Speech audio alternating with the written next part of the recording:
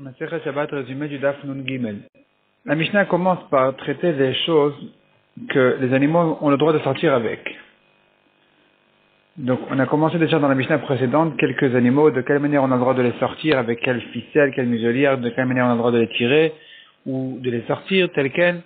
Ici la Mishnah continue, l'âne peut sortir avec un genre de couverture comme ça qui le réchauffe, à condition que ce soit attaché, la Gemara précise, ce soit attaché avant Shabbat à lui. Si c'était attaché que pendant Shabbat, c'est interdit. La Gemara se prolonge dans ce sujet-là, donc de la mardaat de l'âne. La mardaat, c'est donc ce genre de tissu qui couvre l'âne comme une selle, mais qui le réchauffe tout entier, qui réchauffe vraiment la majorité de son corps. Est-ce qu'on a le droit de la poser sur lui pendant Shabbat ou pas? La Gemara au début ramène une question là-dessus, qu'un Chacham a demandé à un autre, il a le droit. Finalement, la Gemara dit que selon tout le monde, on a le droit de lui mettre la mardade pour le réchauffer parce que ça sert à le protéger de la souffrance du froid. L'âne a toujours froid. Tandis que si c'est qu'une petite selle, ça c'est interdit parce que d'abord ça ne réchauffe pas complètement. Et surtout quand il est question de retirer la selle de sur lui, où là vraiment on a le choix de la secouer en faisant marcher l'âne à droite à gauche, aller-retour. Donc là évidemment que ce sera interdit. Tandis que de poser sur lui la mardate qui sert à le réchauffer tout entier, où là, tout entier ça veut dire vraiment la majorité de son corps, où là déjà ça lui sert, ça le protège du froid, et en plus on n'a pas le choix, on n'a pas d'autre manière que celle-ci de poser la mardate sur lui, donc on aura le droit de la porter. Par contre il s'agit de quelque chose qui ne vient ici que pour son plaisir, comme de lui mettre un petit panier avec de l'orge dedans, l'accrocher en dessous de sa bouche, l'accrocher à son cou. Là, c'est une marloquette entre Rav et Shmuel qui s'est permis ou interdit. Est-ce qu'on a le droit de se fatiguer pendant Shabbat pour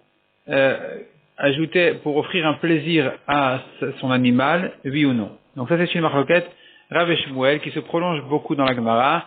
La Gemara ramène des objections contre des fois un des deux, des fois contre les deux. On voit que soit il est interdit de se fatiguer pour offrir un plaisir à son animal, et donc ça serait une objection déjà pour celui qui permet, soit il serait interdit même de se fatiguer pour la protéger de souffrance, et ce serait une objection pour les deux. La Gemara à chaque fois elle propose à chaque fois la réponse adaptée à chacune des objections.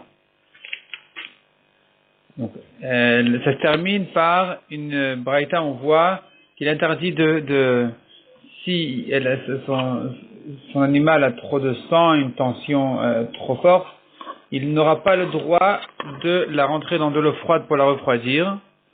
Et la Gemara demande pourtant elle est en train de souffrir, ce serait une objection contre les deux.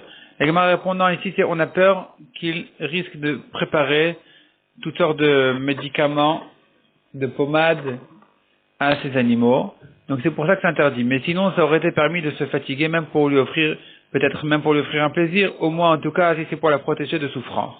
Donc vraiment, il serait permis selon tout le monde de lui mettre la mardate pour le réchauffer, pour garder la chaleur de l'âne.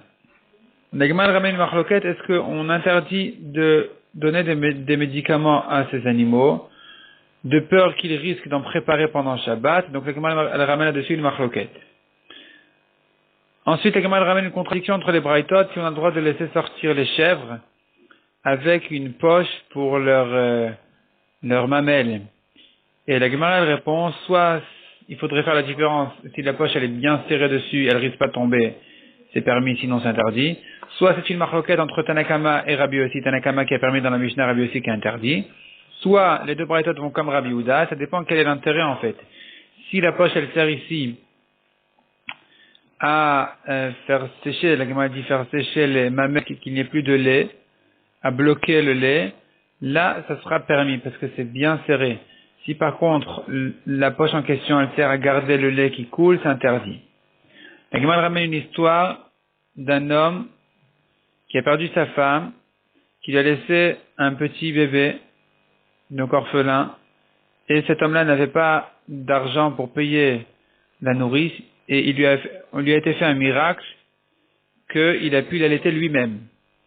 La Gemara, elle dit, regarde combien est grand cet homme-là qui lui a été fait un tel ness, un tel miracle, mais la Gemara dit peut-être au contraire, combien il est mauvais cet homme-là, Akadosh Baruch Hu, il a dû lui transformer son corps pourvu de ne pas lui donner un peu d'argent pour payer la nourrice.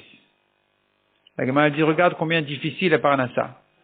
Des miracles, on les entend, des fois, de temps en temps, on entend des grands miracles, mais finalement, jamais on n'a entendu que quelqu'un, par miracle, son armoire s'est remplie de pain, de nourriture. La Gemara raconte encore une histoire, un homme qui a perdu sa femme et qui n'avait pas reconnu son défaut toute sa vie, qui lui manquait une main. La Gemara dit, regarde combien de sniout avait cette femme-là qui a pu se cacher de son mari tout ce temps-là.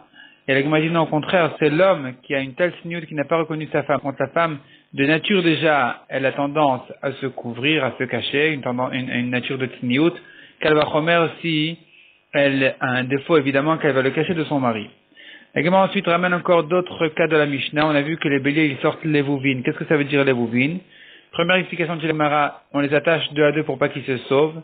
Deuxième explication de la Gemara, on leur met une peau pour protéger leur cœur, pour pas qu'ils soient attrapés par des loups. Troisième explication de la Gemara, les vouvines, ça veut dire que on leur attache la queue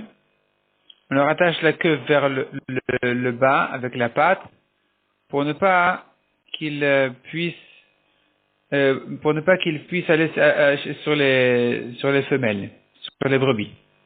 De même, inversement, la Gemara dira dans le daf suivant, en ce qui concerne les brebis, elles auront le droit de sortir ce qu'on appelle kvulot. Et la Gemara dit qu'est-ce que ça veut dire kvulot? Là-bas, ce sera le contraire. Kvulot, ça veut dire que on lui attache la queue.